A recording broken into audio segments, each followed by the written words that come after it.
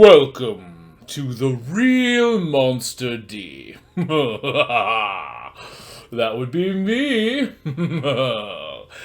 They say that the eyes are the windows into the soul. Well, if that be true, we are going to look right into the soul of a great beast today. Perhaps the greatest of them all, none other than the king of the monsters himself, Godzilla.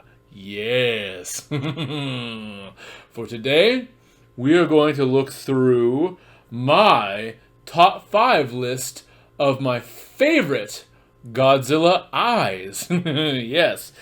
Down through the years and the decades, Godzilla has had many different looks, different costume changes, going from suit to CGI, and so much more. And with each change, of course, comes a different pair of eyes. Some have more color, some have less color, some are proportionally very tiny, while some are larger. And right now we're going to look at my 5 favorites. Let us begin. Let us see how controversial I can get today before. Number 5 is Shin Godzilla. Yes. I think what I love the most about these eyes is, quite frankly, the controversy they sparked whenever images and trailers of this movie first came about. Everyone was confused at Godzilla's weird, beady, almost unfocused and googly kind of eyes.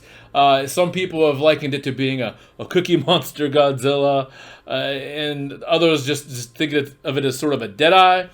But what I really appreciate about these eyes is how, to me, they make the monster seem dispassionate towards the people and city around it. Like it cannot even focus to look down at the populace.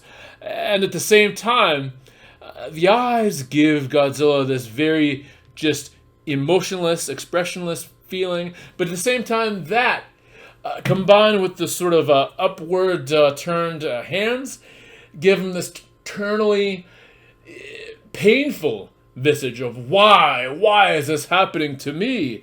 Because after all, Shin Godzilla is supposed to be a representation of physical scarring and mutation beyond belief. So his very own form is supposed to be painful to him. I mean, the movie began with random blood splattering from him into a car tunnel. So you know he is in a constant sense of pain. So that pain, I think, in its own weird, glassy way, shows up in those beady little, not entirely focused eyes. Next, we have one that is probably going to be even more controversial. Godzilla 1998. Oh, come back. I know. Godzilla, Zilla, Gino, whatever you want to call this character. Throw all that out, and let us just focus on the eyes. I mean, the eye is iconic enough to be the cover of nearly every release of this film, and I think for good reason. These eyes are almost the polar opposite of the Shin Godzilla eyes. While those ones are proportionally tiny and almost expressionless, the eyes in this particular monster are filled with emotion. They're vast and colorful and deep. You're supposed to feel for this monster when it is close to meeting its bitter end. I do think, honestly, in that moment when they focus on this monster's eyes, that they do accomplish that. You're perhaps on one end a little mad that Godzilla would be taken down so quickly, but on the other hand, this poor creature was just trying to live its life and raise a family and mostly dodged humanity. I mean, the damage was mostly incidental. So it does come off as a sympathetic creature, and I do think those eyes play a big part of that. I liken these to being sort of like a exaggerated whale's eyes. So yes, number 4, Good old 1998 Godzilla. Now, coming in at number 3 would be the original 1954 Gojira. Now, keep in mind, we are just talking about Godzilla's eyes here. This is not talking about the quality of the entire film or anything like that. Just the eyes. The original Gojira, it's funny that I began with Shin Godzilla, because I also think that the way those eyes were set, they made a nice homage to the blank, expressionless eyes of the original 1954. These eyes were set kind of up and out as well. They really couldn't look around. And I think because Godzilla here was such a metaphor for the nuclear bomb and fallout and radioactive danger. And in another sense, he was also much like a tropical storm, to the point that you were never really meant to look this Godzilla in the eyes. They were above you and beyond you. Your pain and strife meant nothing to this creature in its wake. So I think they fit perfectly with the chilling theme of the original. Number 2 is Godzilla Final Wars. What I love so much about the eyes in this one, they take on a much more human level of expression and emotion, but even far beyond that. I mean, this Godzilla comes equipped with a dramatic furrowed brow, squinting eyes. He has this very exaggerated sort of vengeful look about him the entire time. Like, what is everyone doing on my planet? Why, they even go so far as to put literal fire in his eyes. One look, one close-up of his eye, and you immediately know, okay, Godzilla is going to win this. So the eyes telegraph essentially what you are about to see. So I appreciate this for being, in a certain sense, one of the most humanistic sets of Godzilla's eyes, almost to the point of being like anime. This whole film is very much like a live-action anime in many ways, and I do believe that the expression in Godzilla's eyes here are a part of that. And for the final pair of eyes, I have for you Godzilla versus Megaguirus. Yes, is that a surprise to you? Well, really, you can lump these eyes in with the eyes and the suits of the later Millennium movies, such as Godzilla against Mechagodzilla and Tokyo SOS. The suits are, to me, extremely similar. But the entire intent of the eyes here was that these eyes were to be fixed in one place, forward and up at the brow, but they were meant to be placed in such a way to where no matter which way you were looking at the monster, it sort of looked like Godzilla was looking at you. Sort of like the effect that old, the famous Elvis Presley painting had on you. And these, out of all the Godzilla eyes I've ever seen, had a much more reptilian feel, I think. Again, also because of the sort of exaggerated, sort of widened brow, and the way that they sat in it was the perfect sort of determined look. This monster, these eyes, I feel like these eyes looked just how the score to this film sounded. So to me, these are the ultimate pair of Godzilla's eyes. Well, what do you think of this list? Do we see eye to eye? Let me know what your favorite pair of Godzilla eyes are in the comments below. And feel free to like this video on the way down. Looking for a monstrous keepsake for your loved one? How about a monster on demand? I turn your loved ones, pets, even yourself into highly detailed, personalized monster images. Order yours today at therealmonsterd.com. When I first began this list, I was originally going to have it be a top 5 metal songs about eyes. But as I kept scrolling through my lengthy list, one name kept reoccurring on here, and that would be one Ronnie James Dio. I originally did not want it to be fair and have more than one of his songs on the list. However, this is my list, and today I've decided to go against that thought and make this an all Ronnie James Dio songs about eyes list. Yes, a top 5 Dio eyes. Or as I also like to call it, the evil eyes of Ronnie James Dio. So, if you're ready, let us begin. The very first song I have for you is, appropriately enough, The Eyes. This song appears on the album Master of the Moon. I love this song because it digs into a certain level of paranoia. I mean, there's a part in the song when Ronnie starts talking about, I feel like digging a hole, going in even deeper. The whole idea is about hiding away and keeping away from prying eyes, from people that want inside and want to see things about you you just do not want to be revealed. And Ronnie himself was a famously private person when it came to his personal life. So this song did feel very, very personal in that sense. And on top of that, there is this sort of effect chorus going on behind the song where it sounds like, I. In the wrong hands, I could see that getting annoying really quick, especially if it were repeated even more. But it comes in and out just enough here to where I think it works. And it does not make your eyes tear up. Number 4 comes from Ronnie's old band Rainbow. And this is the song Rainbow Eyes. This one is off of Long Live Rock and Roll. And I chose this one because I love how it shows just a different side of Ronnie's range. This one is very slow, very sullen, full of emotions. It is kind of a regretful song about a lost love. You know, she left yesterday, oh, I didn't care.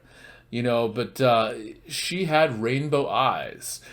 This song is one of those songs you play when you already feel like you're missing somebody. And you really want help. You want to know that somebody else feels what you're going through that. And this song is perfect for that. It is very sad. It is kind of the antithesis of the song Catch the Rainbow, which is also about a love, but a much more upbeat version. So I highly recommend putting these two songs back to back. But yes, Rainbow Eyes, a very good, deep, relatively long, sort of classic 70s ballad by Dio. This next one might surprise you. Number 3, this is actually from the band Girl School. That is right. What? A new wave of British heavy metal band? An all-female band? What is this doing in the pile? Well, on their album Legacy, they created a song called I Spy. And going further down, there's actually several bonus songs, one of which is a re-recorded version, which includes both Ronnie James Dio on vocals, as well as Tony Iommi on guitars. I highly recommend listening to both versions of the songs, but of course, you know I'm here to talk about the fact that Ronnie is on here. And the joke of this is, it's I Spy, as in I spy. So the word I is not in the title and not necessarily in the chorus. However, this song is all about what they like to refer to as Big Brother, the eyes in the sky spying down on you. Had I done my regular top 5 metal eyes list, the Judas Priest song Electric Eye would very much fit right in with the theme of this. It is all about that sort of lawful, sort of Orwellian idea of no matter who you are and where you are, the eyes of the law are always upon you and always watching you. You know, it talks about you've committed no crime, but they watch in case you do. So much more paranoia, much more frightening if you're in that mood. But yes, Uh, Girl School's I Spy. Check it out. Number 2 is Evil Eyes on Last in Line with Dio, the Dio Band. I love this song so very much. This is easily the fastest and most rip-roaring in this entire bunch. And I think what I love the most about this song, to me, this is in effect an anthem for what most people refer to as the devil horns, which Dio made very famous in heavy metal. But these horns are actually supposed to be in sort of Italian folklore, the Maloikia. They're known as the evil eyes. And while Ronnie was in the crowd, he didn't just point these things up in the sky randomly. He would point these at people in the crowd. And the idea was he was letting you know that his eyes are upon you. You know, they can be a blessing or a curse. And it really talked about how even though we're in the dark, our light can be seen. You know, to me, this just sounded like the uproar, the sort of wondrous feeling of being at a Dio concert and feeling as though he is singing right to you. So the evil eyes, kind of ironically, is not about anything truly evil at all. It is about the fact that your hero can see you, can feel you. You have made a connection unlike any other. So quite an uplifting song, I think. Of course, Ronnie songs are famously open for interpretation, but that is the beautiful message I gather from this. Last but not least is the song My Eyes from the album Lock Up the Wolves. This song, I think, makes an appropriate number 1 and final song on the list because this song is one big sort of career reflection song. You know, this song is all about how Ronnie, by this point, felt like he could have seen everything. It actually makes references to past songs such as Man on the Silver Mountain and Heaven and Hell and other past songs. And really is just talking about how he had seen so much. So it starts out very, very melodic and slow, and it picks up and has that sort of mid-pace, mid-tempo crunch that Dio songs tend to be known for. But this song just kind of encapsulates, in a certain sense, his entire career. So, yeah, a perfect song about some experienced eyes. So tell me, what do you think? Do the eyes of Ronnie James Dio have you? If I missed any songs that you are thinking of right now and just want to scream and blare out, feel free to let me know below. And also, when I come around to doing that top 5 Metal Eyes list outside of Ronnie James Dio, what do you think should be included? Let me know below. Are you in the mood for a monster? 5-minute monsters have returned! Enjoy a 30-minute experience in your own home, where I draw all the monsters I can muster. I am going to pull the monster right out of your very own mind. I will do so by using my magic monster maker. Order your experience at therealmonsterd.com. Welcome to the drawing challenge. Allow me to continue to fill your eyes with joy by making some eyes of my own. Yes, I am going to make as many animal and perhaps human eyeballs as I can in 5 minutes or less. Let us see what we can see. Okay? Go. So eyes, they say that they are the window to the soul, the source for all emotion. They take in the world around us. They do so very much. And depending upon what animal you are, or what creature you might be, these eyes can serve various other functions. Some eyes are made to detect different kinds of light, even kinds of light that perhaps people cannot necessarily see.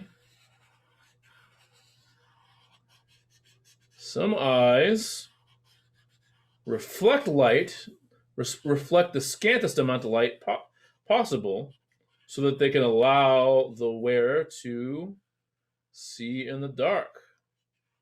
Some eyes are so faint and so vestigial that they are barely eyes at all, because the animal relies more heavily on other senses.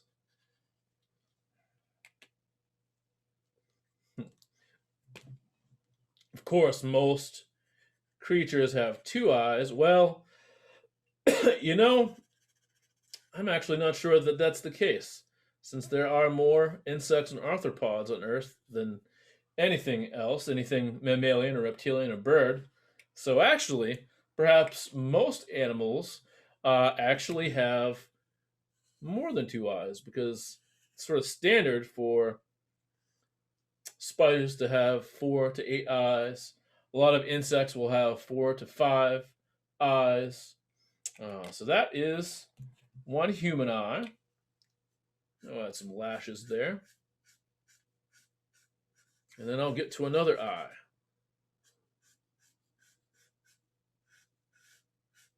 This one might actually have an ingrown eyelash there. Those are always fun. So there is that. Now, I'm going to do something else. Let's see here. See if you can catch on to what I'm doing right now.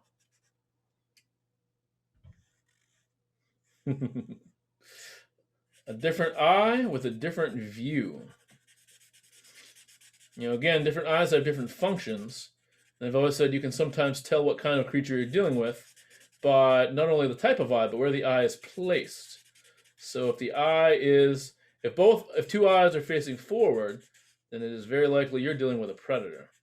If the eyes are off to the side, then it may well be a herbivore of some kind. So what I'm presenting to you here is the side eye of a bunny rabbit. How about that? Now, let me go with something else. Let's see here.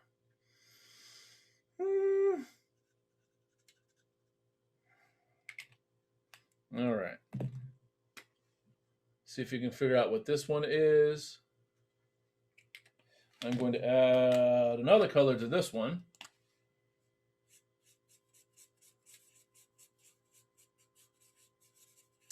This one looks like it has a simple pupil, but that apparently is a deception, some kind of weird illusion when you look at the creature. For I am actually making the eye. You figured it out? Maybe 3 more hints here. I'm not going to create its other large eye, but it's 3 other little eyes. And this is the eye of a praying mantis. How's that? Oh, where else should I go? Where else should I go? Ooh, I have one.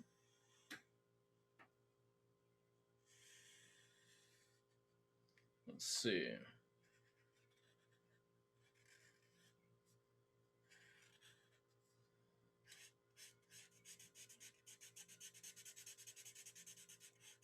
This one already is starting to look a little more sinister, is it not? I may not tell you the full truth here, but I actually began with one idea. Uh-oh. There we go. A jolt made me slip a little bit there. I want to fill that part in. But, yeah, that essentially is my reptile eye. Likely a snake. What do you think about that? Do the eyes have it? Well, I hope you have enjoyed this drawing just as well as you have enjoyed the video entire. If so, please tap that like button and toll that bell so you can be ready, willing, and salivating for the very next episode of The Real Monster D. Stay monstrous.